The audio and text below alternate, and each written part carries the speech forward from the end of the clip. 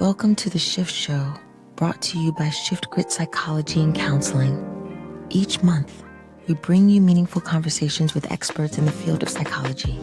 In this episode, host Andrea McTague is joined by Gale, a registered provisional psychologist and military veteran, to discuss the mental health challenges faced by veterans, military personnel, and first responders. They'll dive into the unique stressors of service, the impact of trauma, and strategies for resilience and recovery. Whether you're a service member, a loved one, or someone interested in the mental health needs of those who serve, this episode has insights you won't want to miss. Well, when you go into the military, you go in one way and you come out a completely, totally different person from the experiences that you deal with every day. It was very hard, I think, for myself to find a sense of belonging, because you go from having the strict routine where you have to be at a place at a specific time, you're doing a specific thing, and it's just that constant routine. And when you come out, you lose that sense of belonging because you don't have anywhere to be. You don't have somebody to report to. And so it's a loss. You feel that loss of belonging into the world. And another thing I really had trouble with was finding friends. All right, welcome to this episode of The Shift Show, where we are delving into the world of veterans, first responders, and we're going to touch on some of the unique challenges these populations face. But if you're not one of these individuals, still stick around because we're going to have some great information coming at you about trauma, the importance of social connection, and the archetype of the hero in today's discussion. So I'm Andrea McTague. I'm founder of Shift Grit and its unique psychology-based therapy program. And in our practice, we've got a focus on trauma treatment. And I've worked with a lot of severe trauma, be it in acute presentations, PTSD, borderline, or just in the day-to-day and how it feeds into our maladaptive thoughts, emotions, and behaviors. And today I am joined by one of our talented brain benders and provisionally registered psychologist, Gale. Amy, welcome to the show. Thanks for having me. I'm super excited to be here. It's going to be fun. We're going to have a good little chat. Amy's got some really unique things in her lived experience, which make her especially adept at treatment of veterans and our hero populations.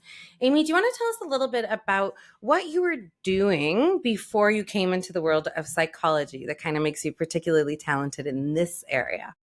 I was a stay-at-home mom, but previously I was in the U.S. Navy, and I served for about 15 years down in the U.S. And what were you up to? And first of all, how did you get into the Navy? How old were you when you got into the Navy? I was 19, and I just wasn't finding my niche in the real world. And so I decided, hey, why not? Let's go and join the Navy. And so I served from, I think, February of 99 to 2014. So tell me about that. Tell me about what was the best thing about your Navy experience. What did you love the most about it? I got a free trip around the world. I think it's the people. The people make it, right? You're meeting people from all over the country and you're learning about them, how to connect with them, find out from their life experiences. And that gives you a better perspective of where people come from in this world. And people in the military, they become family because you're away from your family a lot. So you depend upon them for that support when you need that support. Well, and that's something that we're going to get into a little bit, is talking about that camaraderie and that connection that occurs when you're on these missions. You said it took you all around the world. Where did you get to visit some of the places? I've been to Japan, Thailand, Dubai, the Gulf, Italy, Spain, then back into Virginia, Florida. I started my journey in the Navy in Chicago, and that's where boot camp is. And so then from boot camp, I went to Florida to Virginia, and then September 11th happened. And then we brought our aircraft carrier around the USS Nimitz. We brought it around the Horn of South America to our new home port in San Diego. So what were you doing in the Navy? Because obviously there's a lot of different roles. What were you up to? What were some of the big ones? At the beginning, I was a jet mechanic. I worked eye level in the in the jet shop on the boat. And then I transitioned to a squadron, which has the aircraft that support the carriers. So I went to an air wing and I was there for about 13 years. And I worked on the F-18. Damn. I didn't know that part. That's pretty crazy. So we've got some really interesting experiences, meeting a lot of cool people, seeing a lot of cool places. But of course, with that, there's probably a bunch of challenges as well. And what do you think was kind of a couple of the biggest struggles or challenges, the negative parts about your Navy experience? I think the mental health, right? If you have mental health and you're struggling with mental health, you keep it to yourself because a lot of stigma that goes behind it is that it's going to mark your service record where, okay, you can't deploy, you can't do your job because you're struggling with mental health issues. And I know we see that in other kind of professions as well. And then especially in kind of what we'll bundle as like our hero professions, right? Because I see that in our firefighter clients and our police, other first responders as well. And we even see that in therapists, right? Like I have to be on and perfect somehow magically from a mental health standpoint, which obviously I didn't pass that test because I'm crazy as shit. But Aren't we all? we'll get into kind of talking about some of that, a little bit of, I guess we will touch on three major areas because we've got a little bit of the PTSD, vicarious trauma, the effects of trauma, and just like the mental health bundle. And we'll chat a little bit of that because you also had a different role later on in your Navy experience, working kind of directly. I think this is what transitioned you into our field now. Can you tell me a Right. little bit about that? It was called Savvy back in my day. It was a sexual assault victim advocate. And I mean, I still did my job as a jet mechanic, but I held this secondary role as a sexual assault victim advocate. And so when people were being sexually assaulted, they would come and talk to us. But again, a lot of females would never come unless something traumatic happened. That was a huge deal. There was a lot of underage drinking in the barracks that was going on, and girls would wake up, and even boys would wake up and be like, oh gosh, what happened? And they would keep it quiet for a while until, the name calling would get called, and then they would finally come in and, come to us. Need some supports. And I think that you kind of touched on it when you said it's like a family, and that obviously has like a nice thing, but we also know that families have their own kind of rules and sense of belonging, and sometimes those codes aren't great ones. No. It's a little bit of that stuff. And then after, what was it like for you? Because you transitioned out and you're a psychologist now. So what was that like for you? Well, you had a stay-at-home mom been in the Gig, middle yeah. of that, right? Yeah, But yeah. transitioning out, what did you find in your experience was kind of challenging or a bit of a struggle that maybe you didn't expect? Well, when you go into the military, you go in one way and you come out a completely, totally different person from the experiences that you deal with every day. It was very hard, I think, for myself to find a sense of belonging because you go from having the strict routine where you have to be at a place at a specific time, you're doing a specific thing, and it's just that constant routine. And when you come out, you lose that sense of belonging because you don't have anywhere to be. You don't have somebody to report to. And so it's a loss. You feel that loss of being belonging into the world. And another thing I really had trouble with was finding friends, right? I still have my girlfriend. I have two of them that I still talk to. One I have talked to every day for the last, gosh, since I got out, almost 13 years since I've moved to Canada. Every single day I've talked to her. She's my ride or die chick. And then I have another girl that I talk to about once a week. And you're very lucky to have those. Were they both in the military as They well? actually were. They're two of my really best friends. And there was a time that both her husband and my husband had just deployed together. And they were on the same ship and she had just had a baby. And I think that's where we bonded really well. And since that moment, she's my ride or die. And I think you said something earlier as well about that sense of belonging. And when you were talking about that, like trying to figure out, having come from this really structured experience where you're like, okay, be here at this time. This is what you're doing. Your mission's kind of given to you. It reminded me of two things. And one, I was just on a podcast with Baldwin Asala, who does our sports psychology. And he kind of said that same thing. You've got your training regimen, you've got your team, the mission is very clear. And then all of a sudden, when you transition out, that's not how the real world is. And you have to kind of decide what you're doing, where you're going. And there's this like listlessness that comes up. And the other population that it reminded me of is I've worked in the past with some prison prepping and reintegration kind of stuff, and coming out of incarceration, same sort of thing. It's like, here's where you go, here's your limited choices. And then all of a sudden they're in the world where it's like, you can choose anything, which sounds beautiful. But I like to say it's kind of like the Michelin star menu versus the Chinese food menu, where there's just so many decisions that it becomes overwhelming. And I think a lot of people just freeze and they're like, I don't know what to pick. So we're going to talk a little bit about that in kind of our third part of the podcast, where we'll talk about the things that occur with transitioning out and back into civilian life. And there's so many complexities, like you said, all of the moving around, that moves your social circle. Maybe it's traveling with you and it's reestablishing that, which kind of goes into the second piece that we'll talk about, which is a little bit of that isolation and avoidance kind of stuff, right? And we know that that bleeds into trauma responses and makes it a little bit harder to manage them. But just in general, also like that shared experience of like, how do I get that belonging? Because we know that social connectivity is so wildly important for humans. Right. And of course, just like all of the crazy trauma stuff. So I like it. Some nice little things to chew on today for sure. And I do think that they have application to other populations as well as just the people wanting to support people coming out of this experience, right? And I would imagine that the duration has a little bit of things to do with it and the reason you're transitioning out as well. Right. So No, it why was does. it that you kind of decided to leave the military? Well, I hired tenured out. The government switch from from Republican to Democratic. And we all know how the Mm-hmm. Republicans are very heavy on the military and the Democrats are, let's just cut our budgets.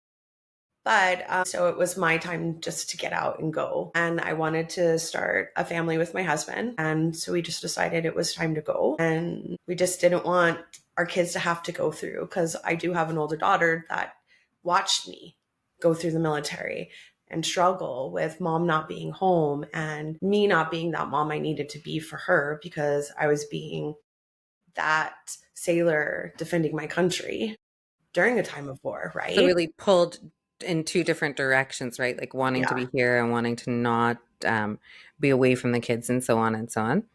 right. Yeah. Hang on. Talk to me a little bit about, let's talk a little bit about trauma and so on. And I think that like there's a lot of conversation, I think, in the public sphere now about PTSD and so on and so on. I think we were used to call it back in the day, it was like basket cases. That was Yep. like a World War II sort of scenario. Do you know where that term comes from? No, I don't. Because the real severe trauma and amputations and stuff like that would literally have them coming home kind of carried in a basket. And I so that's where that term comes from. Now, of course, it's kind of akin to being like a crazy person, which I think goes back into the feeding into the stigma stuff. Yeah. And I think these conversations about PTSD are really prevalent, but you don't have to have a clinical diagnosis of PTSD. And I think often in our practice, we talk about it as kind of a spectrum, right? Like trauma, and it can be an acute trauma that sometimes we move past, something disturbing happens, and then we are able to integrate it. And then it can go all the way into full clinical. And I think the big distinguishing factor with PTSD is the duration. Like the Yes. duration of the trauma effects, right? And that can go on for a lifetime, particularly if there's no treatment or no awareness. So I'm glad the awareness part is coming to fruition, but I think it kind of stops there. Like what happens when you get this, like, okay, so I know I've got trauma, I know I have some post-traumatic stress, et cetera, et cetera. Like what does that actually look like? Because I'm sure everybody that's listening can go Google the DSM criteria and whatnot, but it looks a lot different. So what do you see in your clients or in your friends that have had some trauma from working in these types of jobs for so long? Everybody's experience is different, right? And everybody sees it in their own light. Some people, like I'll just go off a quick story. We were outside on the airfield, and there was an aircraft, and they were practicing for an air show that they were going to. And the plane didn't do what the pilot wanted it to do, and it went nose first into the field, right? And it exploded. Both pilots died on impact. And the first thing that our maintenance control did was more worried about the aircraft logs than the people that witnessed it and saw two people die instantly. And so I view it, and I know everybody else views it, it's a traumatic experience, right? 100%. And watching two people die instantly, and it goes to the military, it goes to the first responders, the cops, everyone in those situations. It's how you view it through your mind and how it's going to process and sit in your mind. And is it going to be active or is it going to be inactive at that moment? Well, and this is where we talk a lot about, and we've delved into a lot of research on how come some soldiers go to war, they see horrific, crazy things, and they come back and they're able to reintegrate and it's fine. And then others have long lasting effects of trauma that really, really make relationships difficult, sleep difficult, all of these effects. And one of the things that we kind of couch it in is the activation of certain limiting beliefs. So, whatever the pre established lens through which you see yourself and the world is, and whether that's adaptive or maladaptive, seems to have a big effect on the impact and the duration of that impact of trauma. I think, Right, right? right. And I think also when you're being exposed to the trauma from being in the military, the first responders, the police, how you talk about it and how your buddies react to it also helps get through that situation, right? And it goes to also, I think, the way that you grew up, right? When feelings are being exposed in a family and you're able to talk about experiences and talk through to get the resolution to that problem or to, look more in depth on it. And it's easier to talk about it. No, but that's the thing, right? Like, exactly. And I think that some people have the setup where it is already established that it is easier. They have those environments, they've got those two besties, whatever it is, where they can go to that, or they've got a workplace that handles it well, unlike the scenario that you just described, where, and I think we're seeing that more and more, a recognition of the importance of debriefing Yes. difficult or traumatic events, and that need for that space, whether it's like at the fire hall after a bad call day or whatnot. One of my really, really, really, really close people is the first responder, and I know some days it's just like wanting to talk to somebody who you can actually detail it to. And I think this gets into a little bit of the isolation thing as well. Is it's sometimes, and this is something that I've spoken to with some of my first responder clients and first responder bestie often, is it's not the type of conversation you can necessarily have with just anyone. You can, when your wifey asks you, how was your day today? You can't be like, well, I went to a suicide call that was completed and this was the effect, and the girl looked like our daughter. Like, you can't say those things, No, you right? Because, can't. and I think you brought it up when we were talking a little bit before the podcast started about the feeling of being burdensome. Yep. And did you see kind It's of a lot of that? it is. It is. You don't want to come home and bring what you're dealing with at work, especially to somebody that doesn't understand your terms, right? And like if I say the head, people, that's the bathroom to me in my brain, right? Not the washroom, not the bathroom, it's the head, right? So if my spouse or my partner isn't understanding the terms that I'm using and I'm having to break it down further for them to understand, then why am I going to burden them with what went on at work, right? I could just say 100%. Or I'm you think good. it sounds scary and you don't want them to have that image of Right. whatever the horrific thing is. Like, after witnessing the jet crash, what did you see people doing that like worked, and what was kind of not so great aside from the organization's response on that one? I think everybody just looked at each other and was like, I hope my name were on the logbooks, and just went on their day. Nobody reacted the way I think they needed to react, right? There was no trauma response team that came in to talk about what had happened. And you just like look at each other, you give each other the look Like, I'm here if you need to talk, or, I got you. But it's nothing. Nobody's, again, going back to that mental illness stigma that's attached to it. Everybody's scared, right? I'm not going to go and say, hey, I witnessed the crash. My name was on the aircraft and now I need help. You don't do that. You brush it away, you put it into your deep, dark closet, and you keep walking. Well, and this is why I think when we are seeing the identification of certain limiting beliefs in these types of populations, right, we see really commonly, I am weak coming Yeah. up, right? Yeah. Because it's like, well, I shouldn't be feeling this. I should just be over it. I should be da da da da da. All of these shoulds on things that go with that kind of, like, hero never falls themselves. The hero doesn't have to ask for help. The hero just like sucks it up, goes and does the thing. And then the other one that I see really commonly is I'm irresponsible. Yeah. And that's the dysfunctional need for I'm irresponsible that we work with is I need to be responsible for everything and everyone. So there's often this like, I'll help you, or how did you deal with that? Or are you okay? Or checking on this situation, or do we have the logbooks, or all of that kind of stuff. And it doesn't necessarily stop for that moment of introspection to be like, hey, am I okay? Like, how did that go? How do I feel about it? And giving that moment to actually have some exposure to the emotions or to the event or to the encapsulated meaning. And we know that that avoidance piece is implicated in maladaptive trauma responses. Right. Right. No, it's definitely, when you look at like the trauma response now compared to the trauma response, like you said, the basket case when everybody was coming back. For instance, like my dad did 4 tours in Vietnam and he got blown up twice. I laugh because it's not funny. I read I read the paper of his medal that he got, and I'm like, holy crap, you're still alive, right? But again, those guys that came back from Vietnam, they're all basket cases just like that, right? And then going back to like the PTSD thing, it really didn't become a thing until this last war that we just went through, right? Yeah, fairly recently considering. And I think everybody knew that things happened, but it was very quiet. There was a lot of shame around it, like the families, and, like he doesn't sleep, he's not able to go to work, he can't focus, and kind of just keeping that hush and almost this like, and I think with the interest of trying to protect somebody, right? So that nobody knows that, they're being crazy or nobody knows that he's not okay. But in that protection, you actually create like an isolation bubble around that person, I think often, You rather than do. being like, hey, so and so's not doing well, and let's reach out and let's resource and let's connect.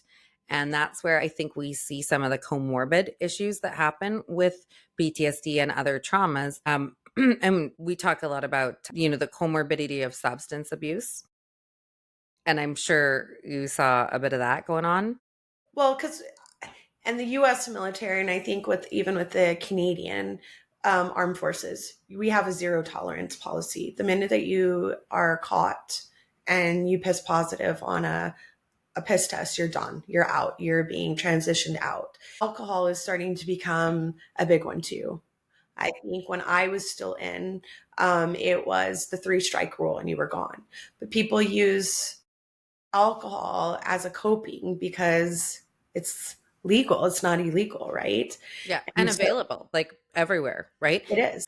And I think one thing I was seeing is because when you are inside and you're part of the system, there's often these automatic accountability pieces or control things. And where I see it in my client population coming into a problem is once they're transitioned back and there is no stopgap. So then that's when it starts to come up. And I think that often then that's what gets the focus and it's not interpreted as it actually is, which we see it as an opt out, which is trying to reduce this pressure cooker, all of these negative feelings. And our little threat brain is like, well, what's something that can help us feel good in this moment for a little bit at least? Right. And that can be a drugs thing, it can be an alcohol thing. But we also see a whole host of other the irritability, anger outbursts, and just that avoidance. Like, I'm not going to talk to anybody about this. I'm just going to shut down and isolate and some social anxiety and things like that. So a Right. ton of opt-outs happening with that. And often I'd say that that's why my first responders come to us. Yes. Yeah, because Yeah. if the opt-out starts to be destructive, usually to a family or to a relationship or something like that. No, it And then when we does. delve into it a little bit more, it's even deeper than that. And this is an interesting thing that I noticed kind of early on working with first responders is I noticed in therapy land, they would still hold back from saying any of the things like the nature of the trauma often. Yes, they hold it Have back. you seen that a I lot? have. I have. And you want to tell me a little bit about why you think that that's kind of a common thing? I think it's shameful. I think it comes out of being kind of more of I'm responsible, going back to the limiting belief of I'm responsible for everyone and everything, right? Because they sat there, they witnessed it, especially say in the military, if a buddy stepped on the IED and they died, or you are on a call and say it was a traumatic car accident, right? You feel responsible for that person dying. You feel responsible of I should have been there. I should have been able to do more. So you're re-victimizing yourself every time you talk about it. And so that brings in that shutdown, right? And to the point to where of like I can't talk about it because those memories keep flashing into my head. Well, and I think that's one of the interesting things as well is it's not just avoidance. We always say avoidance creates phobic behavior. Avoidance maintains trauma responses. And we know that the opposite of the avoidance stuff is exposure, but it's not just avoidance to people or places or things. It can also be avoidance to self, right? To Yeah, the thoughts about it, the feelings about it. And then that kind of just keeps those in this structure where it gets worse. Like it gets terrifying to even think about it.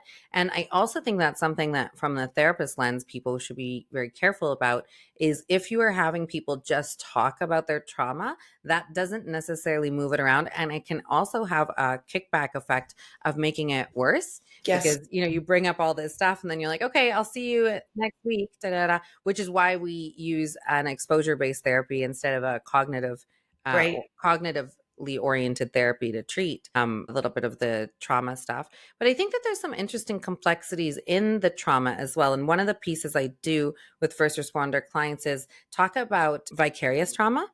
yes, Because often there's that narrative of like, well, it didn't happen to me. I wasn't in the jet. Like, it didn't happen to me. It wasn't my spouse. And almost like diminishing yep, the effects of watching that. right. Do you see that kind of in your populations sometimes? I do. I do. Well, it didn't, like you said, it didn't happen to me. It happened to them. So it's on them. They have to deal with it, right? They just remove themselves because they don't want to be sucked in and have to help somebody else. It's easier for me to turn the blind eye and keep walking until that moment it comes back and it happens to you or Yeah. it happens within your circle. And I think it's also an interesting one where I talk about how this sort of being in jobs where you're seeing an unnatural amount of fear and scary experiences because it's a buildup, right? And we see this. I was working with, I remember, an emergency room nurse, and she goes, "Well, I'm just a nurse. Like, it's not a thing." And I was like, "Yeah, but you're seeing an unnaturally large amount of people in these life or death scenarios and the blood and the guts and like all of this really, really graphic stuff on a daily basis. So the accumulation of that, or maybe it's one of my police clients that, on a daily basis, they're in situations where it's going to push the cortisol level like way up. It's Way going to up. put your Yeah. adrenaline way up. And that cycle is happening more and more and more. And you get some like nice adrenal fatigue, but it's also that vicarious trauma comes from just an accumulation of a bunch of paper cuts of this nature. And then that's when we get like the hypervigilance and the full trauma responses kind of coming out. Right, right, right. And it's scary, right? It's really scary at the end of the day when you have to live through that, the vicariously, right? Because in that moment you act so strong and be like, oh, it didn't happen to me. It'll happen to them. But then you take that step back and you actually have time to process it. How are we processing it? Yeah, or at all, right? And you had talked Yeah, about just the exposure to even feeling that ownership of it, like I should have done this, I should have done that, and so it just adds another layer of stress onto it. And I think that also when you are sitting there and there's the vicarious trauma and it's being top loaded and top loaded and top loaded, you're having all your hormone systems be dysregulated as well, right? Right. And so then we have these like interesting side effects of that. Like if you're running really high cortisol all the time and then you're really burnt out, you're also going to have effects on the production of your other hormones. So for women, your progesterone, which is a stress alleviating hormone for us. And for men, often it's like going to interact negatively with your testosterone, which also has mood regulating capacities, Yes. right? And things that get into like libido and all kinds of stuff. So the spillover stuff that doesn't seem related, but often is related. And I think then it just gets overwhelming. And I think the common outcome of that is there's something wrong with me. Yep. Yeah. Like I'm just fucked up. Like this is like not good Yeah. or whatnot. Right. When we talk about trauma, we see a lot of sleep disturbance stuff. Like I'd say that in our intake, that's one of the things we're looking for when we ask people about how do they sleep. What do you see as like common sleep disturbances that go with post-traumatic stress or maladaptive trauma responses? I'm seeing that they're not sleeping. They're not going into to their REM sleep. Like they're waking up every 2 to 3 hours. It's taking them very long time to go to sleep, right? And it's that sitting in that silence of trying to, I call it sleep with your thoughts. Right? You're laying there and your thoughts are just replaying over and over and over again. And by the time you actually go to sleep, you're not in the right state of mind to fall asleep in. And so you're going to wake up continuously, or that situation or that trauma that you just witnessed maybe 5 years ago keeps playing in your head every time you close your eyes. Every time you close your eyes, you see your buddy step on the IED, or you see Yeah, that. there's like in that vivid kind of form. And I think that that's one of the things that's an indicator is like the feeling of like reliving it, whether it's in flashbacks or nightmares, or like you said, when you go to sleep or you've got a moment to yourself and you're like back there instead of like in your life, which is, I think that one of the things always suggested for trauma is mindfulness, which I like. But, my orientation is to just get rid of the trauma and reintegrate it. Right. So we'll talk a little bit in the future about how we do that, and it's pretty magical. But what are some of the other things that you see in terms of how the trauma affects relationships? Isolation. They're isolating themselves big time. They don't want to talk, or they become hyper fixated on people. They have to be at their side 24/7 because they have the fear of losing the spouse, the mom, the dad, the brother, the best buddy, right? They Mm-hmm. become hyper fixated and in their group of having to have more and more and more because they're afraid to be alone. Kind of almost getting that like guard dog kind of vibe, which is the like expression of the hypervigilance. So that'll mess with you, especially if you're not used to having that spouse or whoever around, and then all of a sudden they're back and they're like Velcro creature. You're Right, like, what are you doing? I got to drop the kids off at school. Like, why are you right here? And right. all of that. And regardless, like you go on deployment and you're gone, and all you have to do is worry about yourself for the 6 to 9 months, right? And other people deploying over a year.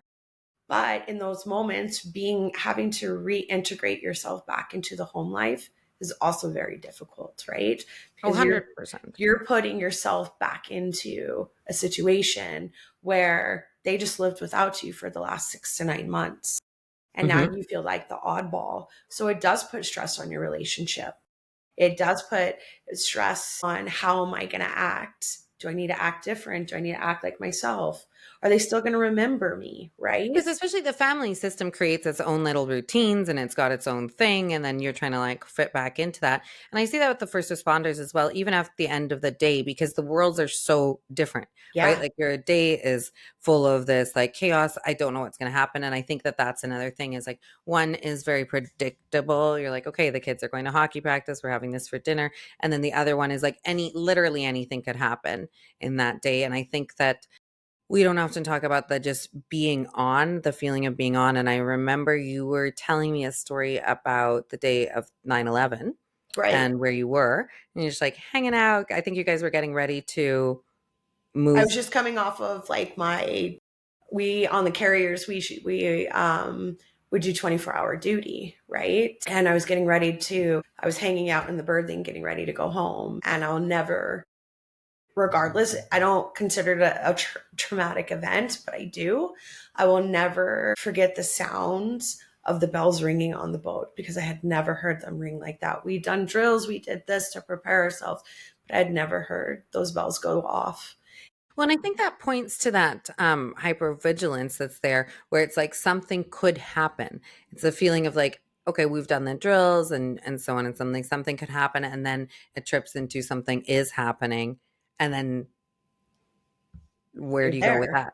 right? And it's a weird feeling. I don't know how to like explain it, but it's just a weird feeling, right? Well, and I think when you talked about kind of that wanting to be near your loved ones because you fear that something's going to happen, the limiting belief that we often tie that to and do is I'm going to be abandoned Yes. because, of course, to the little like walnut pre evolutionary caveman threat brain, that death is that, right? So worrying about them being taken from you or something happening to them, etc. But we get into it by identifying that one. And in general, with the trauma responses, or anything that people are coming in with where they're like, this doesn't make sense to me, right? Like, this is like chaotic. You're like, it should be fine. Like, nothing happened. Everything is good. So the cognitive mind is saying all of this narrative, which really ends up making the person feel crazier, right?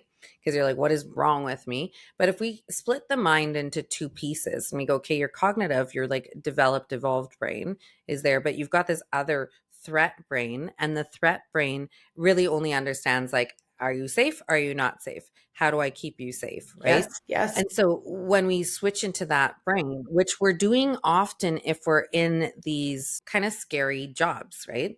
Where you're like, okay, I'm in my normal brain, I'm in my threat brain. And so because that switch keeps happening over and over and over, more and more and more, it kind of dysregulates the binning of a threat versus a non threat. Yes. And we kind of bin things as a threat or non-threat based on like what the limiting belief is. So if I feel like I'm going to be abandoned is triggered or could be triggered, then every time, wifey walks out the door to go to the grocery store, I'm going to be like, and then I have to check or I have to make sure or I have to call her on the way home. And are you on the way back? And so it turns into these like little behaviors or little thoughts or emotions, sometimes not little, but and then they become very pervasive. The way I get at it with the first responder population or any of my clients, because like most people have a sprinkling of some version of a little bit of trauma in somewhere, is we'll kill that limiting belief. Like we just Right. eradicate that and we use like an imaginal exposure technique to do that. And then that way it's not binning it as a threat anymore. And we Right. find that quite effective for the treatment of trauma. What else do you think with the activation? What are some things that you use to kind of get that walnut brain, that threat brain a little bit more regulated while you're working with somebody dealing with this stuff? Well, I like to talk about like where and why with them as well. Of, when we're going through it, where, especially in the intake, when we're doing the trauma, right? I really like to get details, not too many details, but them to give me what they're thinking and what they're going through in those moments. And I like to have them talk about it a little bit so that it becomes not so uncomfortable, but comfortable in where we're sitting at the moment to get them, so that they're a little bit more regulated about talking about. I feel like one way, because I notice sometimes when people are dealing with a really high grade trauma or an accumulation, right, where it's like, I don't know, it's just like a whole bunch of stuff, I'll often focus it on tell me about the impact. Like, what is the feeling or what does it make you want to do or that sort of thing. And I feel like sometimes that's the approachable way to get into it versus a recounting necessarily of like the specific details. So you Details, kind of right? know what the thing is, but I think, and both of us tend to focus on, I think, the impact of it and a lot of it in what was the impact on identity. Like, what does it make you feel like about yourself? Or Right. what does it make you feel about the world now? Right. And I think it's like tweaking that is where we see integration of trauma or not. Because No, I think no, we yeah. otherwise get into some interesting dissociation stuff as well. So I always say that the dissociation is one of the like super skills. It's one of the mutant abilities you get when you've either grown up in trauma or had exposure to a lot of high grade trauma, because the brain essentially just gets this little off switch often where it's like, I'm just not going to feel that or deal with I'm that. not dealing with it today. Yeah, then the cognitive mind is like off switch. The problem with dissociation, though, of course, is that it still accumulates in the nervous system. Yes. right? So we can't dissociate the nervous system response because that one's kind of around to keep us alive. So when we get into the dissociation, do you find that when you've got clients like this, that they're off or friends, that they're often a little bit like distanced from their emotional experience? I think we're taught that though a lot, right? Even with some of my first responder clients and my friends, and even, like being in the military, I think we're taught it's the mind game to be taught away from your feelings and emotions. You don't tie stuff to around feelings and emotions. You distance yourself from them, because when you let your feelings and your emotions get in, then it plays within your mind and doesn't allow you to think straight when you need to be on your toes, when you need to be at your best. Right. And it's interesting because I had this conversation with two of my clients, and we were talking about and Bestie, and we were talking a lot about how these jobs ask for something very unnatural. Right? So they ask for you to be able to do that when the situation is kind of insane or very scary. And you're just like, oh, yeah, just override that and make sure that you follow the standard operating procedure.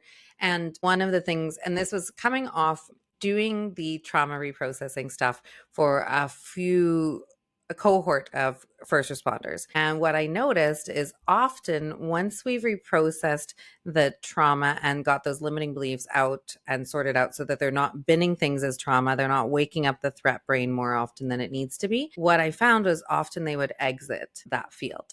So they would quit being a cop, they'd quit being a medic, they'd quit being a firefighter. They'd be like, I want out of the military. And I think that regulation just became self-protective. And it doesn't happen with everybody, but it certainly is a thing which sometimes necessitates a transition, I think.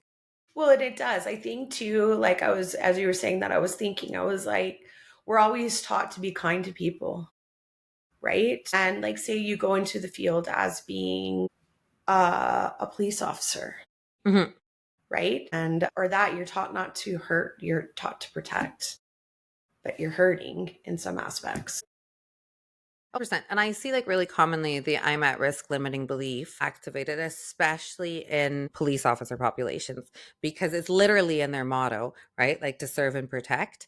And the dysfunctional need for I'm at risk is I need to protect myself. And the thing about limiting beliefs is they can generalize to other people and other things. So it activates that need to protect. And when that need to protect is showing up from a non nurturing element that's caused a limiting belief, then when we remove it, it gets rejigged a little bit. And that urgency to protect at all costs to one's personal capacity kind of goes away or gets mitigated a little bit, I think. And I think that when we do the debriefing of that, it's like, well, look, you put your own health, your own safety, your family's welfare, all of this stuff kind of to the back burner to meet this need to constantly protect and constantly protect. And that can be like an interesting realization later. It can. What was it like for you when you were like, okay, your daughter, and you saw that there was like a cost to being in this lifestyle? What was that like for you when you decided that you wanted to do it differently? Like, what was the impetus there? I didn't want to lose with like, I didn't want to miss out anymore on what I had missed out on my daughter's life, like my oldest. She suffered. People don't realize what military children go through, Well, right? we do, because one of the things that we clock as a non-nurturing element is like multiple moves.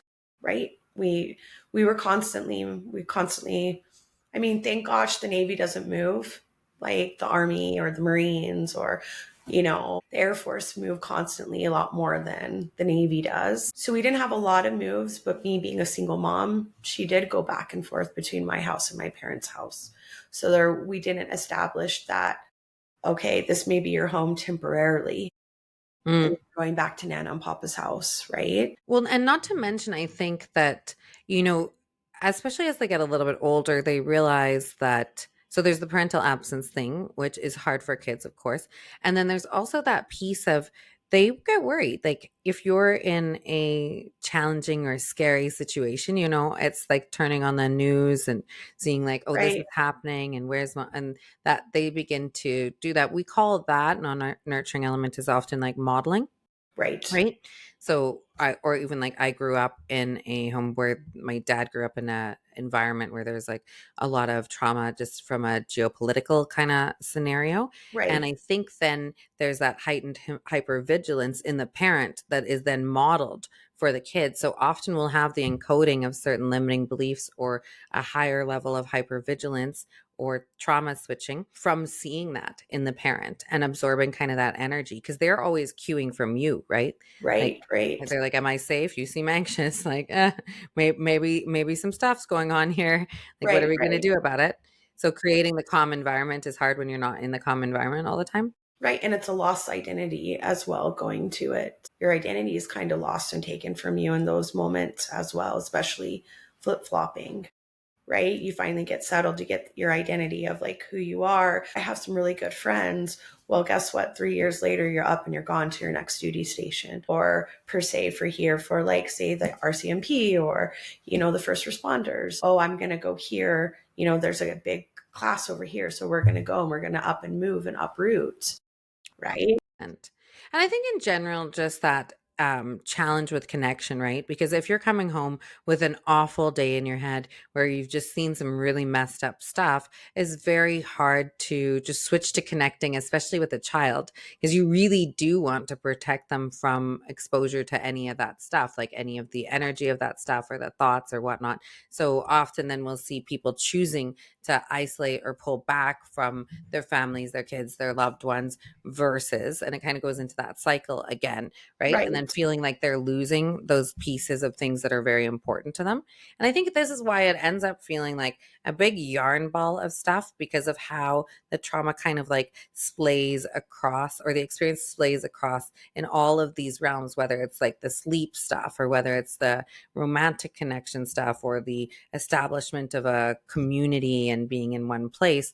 And so when we've got all of this going, a lot of people do get to the point where you got where you're like, okay, I think it's time to put it aside and move into a different part of life, which of course is a strange thing whenever like humans don't love change in general. No, No, nobody likes so change. it's not No. their favorite. And the threat brain definitely doesn't like change, and it doesn't like change of an unknown sort.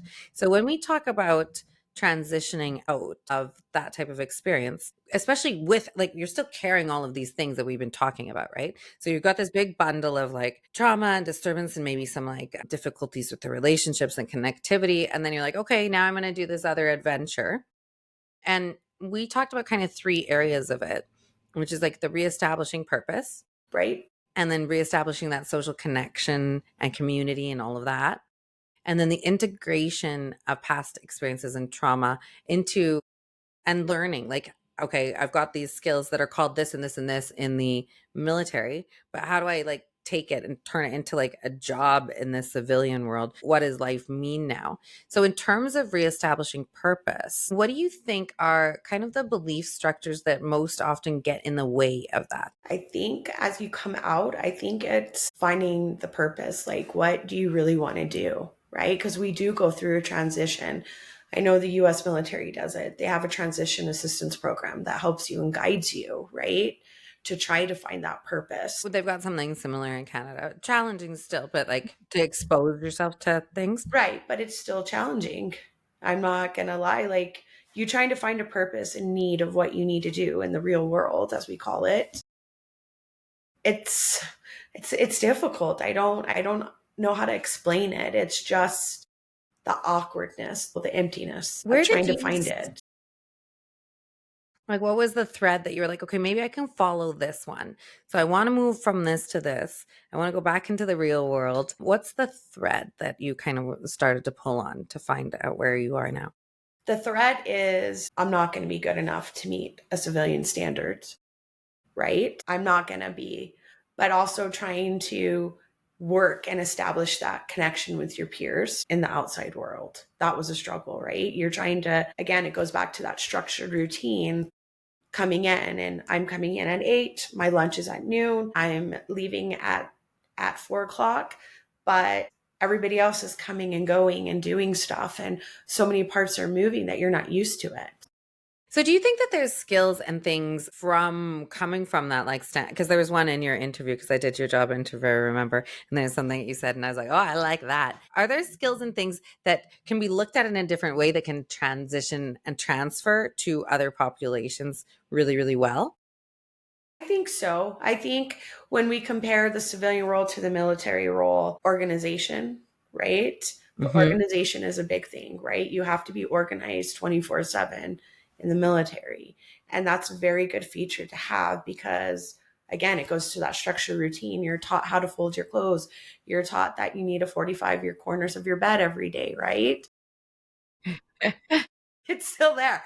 But the organization and the routine of being on time, I think, creates purpose coming into it because you know that Joe Schmuckatelli over here isn't going to Disciplined. be in a structure as you are. So you do hold that purpose over them coming in, that you know that I'm going to be there. They may not be there, So right? this is kind of one of the ways you can look at it, I guess, is taking the different traits of, like, taking it the inventory rather than being like, okay, I don't have any job, like civilian job experience, or I don't have any experience from, I was a first responder and I only know how to do this. And you're like, well, actually, let's break it down into the, like, pieces of how did you do that stuff. So, like, by being really disciplined, by being able to follow standard operating procedures, by Right. being calm in a really heightened situation. And so kind of getting them to inventory, like, all of these things, and then taking it and going, okay, where in civilian populations does that job exist? Does that stuff exist?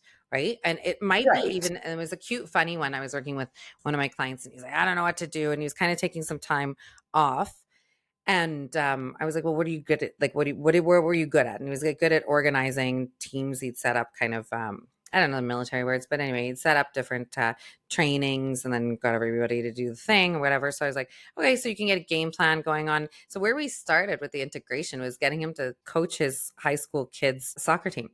Yeah. Because he's like, oh, I know how to get people lined up and, like, focused on a thing and incremental till we get to this goal. And so you're like, okay, there's one piece. And then other pieces where it's like, okay, well, what other jobs need somebody to be calm under pressure and to follow, like, this order of operations or create the order of operations. And there's so much stuff. So when we took the lens off, like, there's nothing on my resume about military, and changed it into, I have these traits, I have these skills, and broke it down, then it actually became really easy to find things where that was going to be a fit. So it didn't feel anymore, and this is why we were focusing on it. It didn't feel anymore like it was a loss, like, oh, I've wasted this many years doing this and now it's all for naught and I have to start at the bottom. Because I think that that's a mentality that can get really depressing really, really quickly.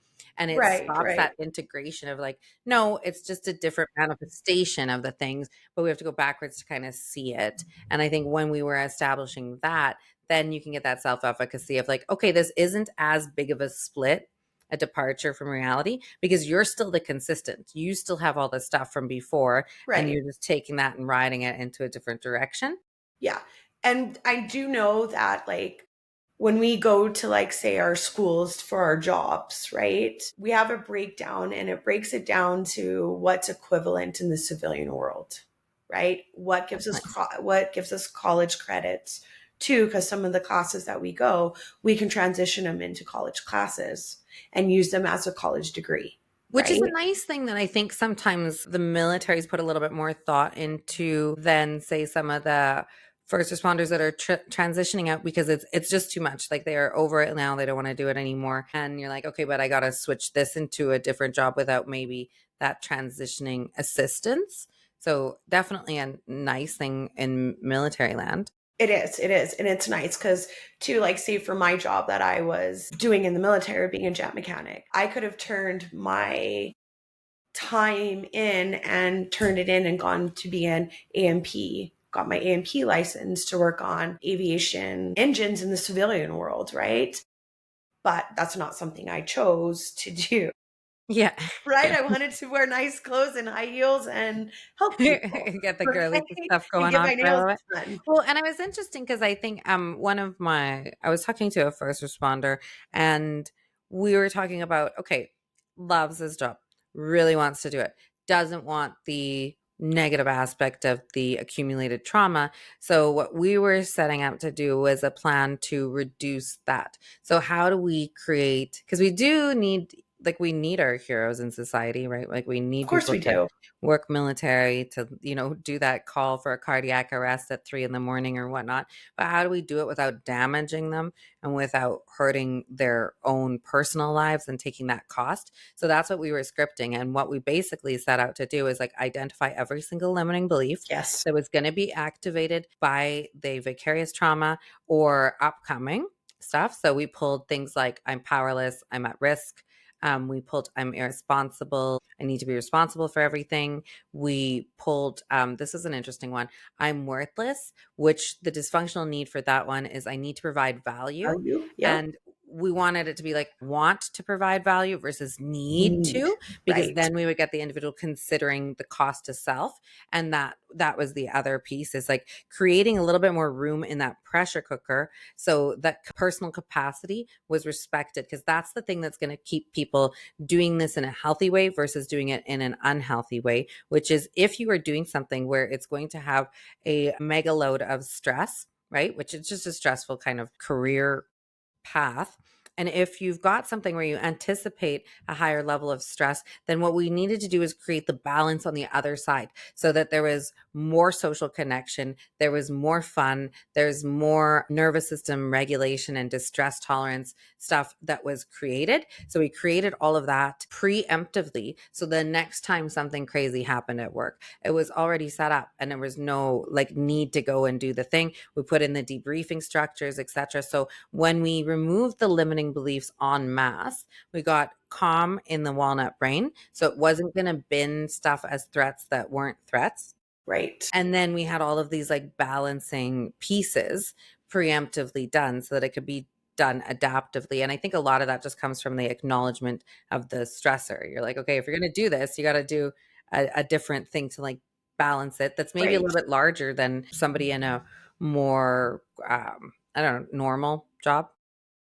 Right. No, it does. It does. Like, but again, it goes back to those self worth and how we're valued. I can't even. I lost the word. We're kind of putting yourself first. Right. Right. Because you're so long, you're putting everybody else first, and now you have to step up and put yourself first. But then you see those challenges that are staring right back at you in the mirror, and then you're up shit. Like, what am I gonna do? Well, and I think that that's what am I going to do? How am I going to do that? Which is what makes it seem so overwhelming. Because I'd say outside of the stigma stuff, that would be the thing that I think stops people from accessing help. Is they're just like, well, what? I'm just going to go and like talk to somebody about it, and I'm like, no, no, no, no, no, No. not all therapy. I think not all therapy is like that. No. Definitely not, because you can definitely regulate that threat brain, and when that's regulated, you're going to have really, really nice automatic results which we see. It takes a little bit though. Kind Right. of kind of like a bit of a workout. The resistance sometimes. Well, yeah, and I mean it's not an overnight thing, and I think that No. that's the thing. I often compare it to just like an exercise program. Like it's super cute if we want to lose 20 pounds and go 3 times, like that's not the deal. But that consistent attendance with it, with a really, really structured game plan where you're like, okay, these are the baseline problems and starting from the core, which is the impact on identity generally. Right. Right. And Right. then regulating that. And then that allows the incorporation of it. And I think understanding the neurological responses around trauma is helpful as well. Yeah, because a lot of people don't. They don't want to take the time to actually read, do research, look deeper in to find out. But it can be hard to also do that when you're in an activated state, right? Right. So it's this like horrible little like catch 22 of when you most need that information, you're often not in the mind state to obtain it, delve through it. And plus, like I think one of the things with the internet age is there is so much information out. There's so much that you're like, I don't even know where to start. What's bullshit? What's not? Like, how do I like unthread all this? And it's quite funny because I think once you're in front of somebody that does this on the regular, like yourself or myself or whatnot, they've got the game plan for you. So you just sit down and we just like, this is how the thing works and this is what we're going to do. But Right. I think just starting somewhere can also like reduce that feeling of intimidation. No, definitely, definitely. And if having the structure like we have and putting it out on the table for them, it allows them to see it, how things are going to flow even if there's a hiccup, we come in and have a hiccup that day, we still have the structure to be able to Get back flow. to. Apparently, you like structure a lot. So I hear. We do. We So do. We tell me, like structure. if you were so if you were doing it again and you're, say, somebody who's exiting, maybe not for a purely choice-based reason, maybe the trauma, like there's a trauma diagnosis, or maybe it's like kind of just cannibalizing your life kind of thing, and you're like, okay, I need to be out of this high stress role.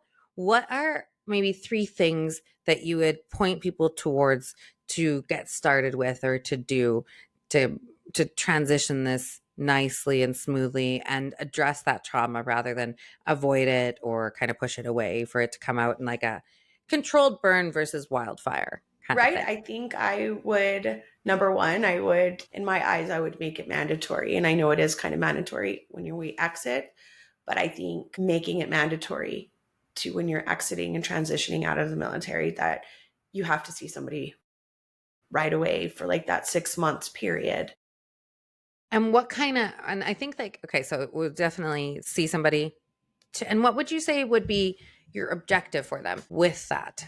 So to, because there's a whole bunch of different places that can go. Right, but I think having that structure, going to see it as like a psychologist or even a therapist, it allows you to have a clear head going into that civilian world. I think it's necessary, right? Because you're holding everything in and don't know how to unload. And when you unload on the wrong people, they take it differently, they take it bad. And then again, you're going into the isolation. So having somebody that's non-biased can help you. Maybe you've even been there sitting in your shoes before to help you 100%. through And I it. think it's even just kind of, I think having something where you're like, okay, I'm going to do this, I'm going to book this. And what that does is it orients you back to, this is the time where you were thinking about that. And what I kind of, I like my analogies and stuff like that, is very much like hiring a consultant, right? So if we get stuck on something in the business or whatnot, like one of the fastest ways to solve that problem is go find somebody who knows about that and then hire them to help you do the thing, right? So unpack it, figure out what the yarn ball is, get a game plan in order. And especially if you're looking at somebody or you're talking to somebody who's seen these problems before, because most of the things faced by humanity are not unique. Right? Like other people have seen them, done them, game planned them, etc. Actually, that was like the advice from one of my best mentors. He's like, stop making stuff up on your own and lone wolfing everything. He's like, Right. other people have thought this, and like probably there's entire industries that have solved this problem that you're facing before. So, like, be humble and go find that. And I was like, I am humbled and I will go find that. Right. But that can help like set out that plan. And that, so you're talking a little bit about intentionality, right? Yes. Yes. Yes. Intentionality, and then a space to do those things and unpack it first. Right. Right. And I think number two, make sure that you have a good support system. Right. And I think number three, take time for yourself. Right? Enjoy that transition out, right? Make a plan, but enjoy those moments where you're not waking up and having to have that structure and routine 24/7.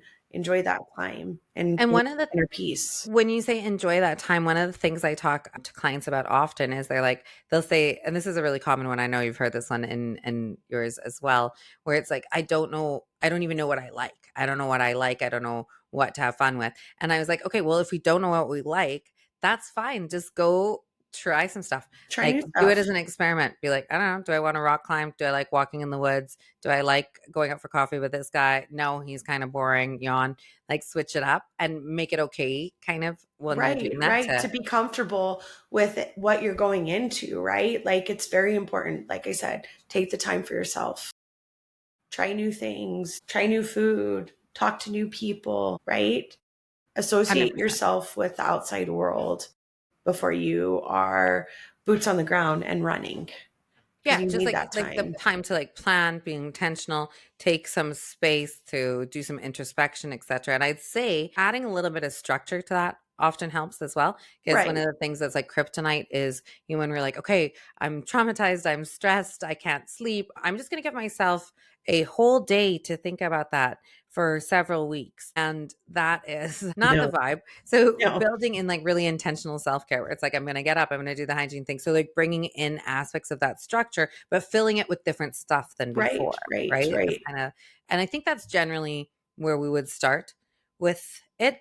And then layer on that twofold piece of like, let's get at the identity impact and make sure that it's like nice and clean. And so when we're doing that and you've kind of got that set up, anything kind of lastly on your second point of creating the social connections where you would look towards to kind of help do that, or things that get in the way of doing that that could be moved out?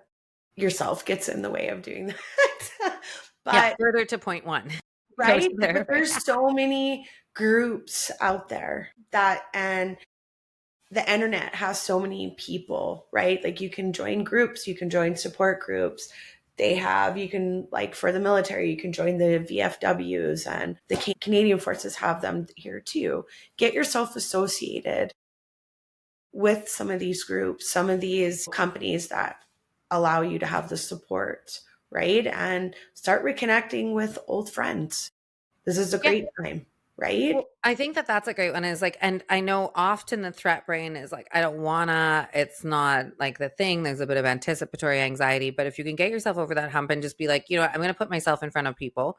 And a common thing that my clients will say to me is like, well, I don't like people. No one's going to be fit. I'm like, yeah, okay, here's the thing. You might be looking for a specific type of person, which is good. Like we want that screening criteria. God knows my friends are all like a variety of weirdos that I've collected over the years, and it Okay. fits my weirdo self quite nicely. But it might mean that your exposure needs to be to like, okay, let's start with this group, or let's start with other people who have a common thread of lived experience or a shared hobby or whatever, and just getting in front of people, which will Right. lend the structure and the social connectivity. Because you only need to find a couple little weirdos. Like you've got your two besties that are Yeah. your ride or dies. And I think it doesn't take much to have that strong sense of connection No. once you put a mind to achieving that.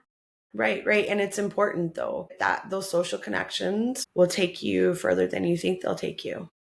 100%. And they're just fun. And one thing I would say, I often will talk about like the superpowers found in trauma or challenging experiences. And one of them is humor. And I find with whether it's my first responder populations, my highly traumatized, or my military people, um, funniest fucking people on the planet. They are. Yeah. They are. And it's, They can and be that, themselves. yeah. Well, I would put you in this category. I know we like a dirty meme or two back Yep. and forth. And I think that that's one of the things is humor can be used also as a thing to dispel a lot of stress. So that humor, that laughter that comes with the social connectivity. So it doesn't always have to be these like gravity things. It doesn't always have to be like, let's go to this group and talk about this thing. It can be just like getting around some buddies to shoot the shit with, and Yep. that kind of can identify with it. And that's part of what makes life enjoyable as well. Yep. Right. You know, No, like it does. It does. brings a certain lightness to it as well, which is why I think like traumatized individuals and humor tend to go together, right? Yes, Often, we often. do. So I like that. So like three really nice starting places for where we can go with trauma. And I would say on the closing side of things is it's not something that I talk about with clients, whether it's a full-blown PTSD diagnosis or anything in between. I don't talk about trauma as being only a weakness or an injury that is like permanent and you have to cope with. I do not like that. I don't like No. cope with, I like thrive. And I think that traumatic instances or experiences can be integrated fully into your identity in a way that's going to be like a superpower. Often it brings a lot of humor, like we said, it brings a lot of wiseness and understanding of the world, and almost raises the conscious level of ourselves once we kind of transition from that healing, right? So Yes. we Yes. go at it head on. And I think taking that approach is like, I'm going to get this bull by the horns. I'm going to go into it. I'm going to game it. I'm going to plan it. I'm going to achieve it. And it's a weird thing to think about, like achieving healing, right? But I Right, think right. for goal oriented people, that's a way that makes it easier for us to identify with, No, it does. It does. Right. and having a clear outcome. Right. And you have to. You got to take it. I tell people you got to take it with a grain of salt and use it as your superpower. And it can definitely be a superpower. There's definitely, and we won't get into it today, but there's a lot of research on some kind of superpowers that come out of being exposed to trauma, but I would say in general, like the humor and the wiseness and things like that. And just collecting these different skill sets and launching them onto the world in a different way. I like it. Well, Amy, thank you so much for that chat and sharing a bit about your experience. If you are somebody that is dealing with trauma of all sorts, or you want to support one of your lovely first responders or military individuals, or you are one of them and you're kind of sitting there yarn balling it by yourself, don't white knuckle it alone. We're pretty damn good at it around here. So you can get a hold of Amy at shiftgrit.com. She's got a whole bunch of stuff online there. We've got additional information about that, or you can hit us up on any of our socials. Again, I'm Andrea McTague, and we're Shift Grit, and we will talk to you in the future. Have a great one, and thanks for joining us, Amy. Bye.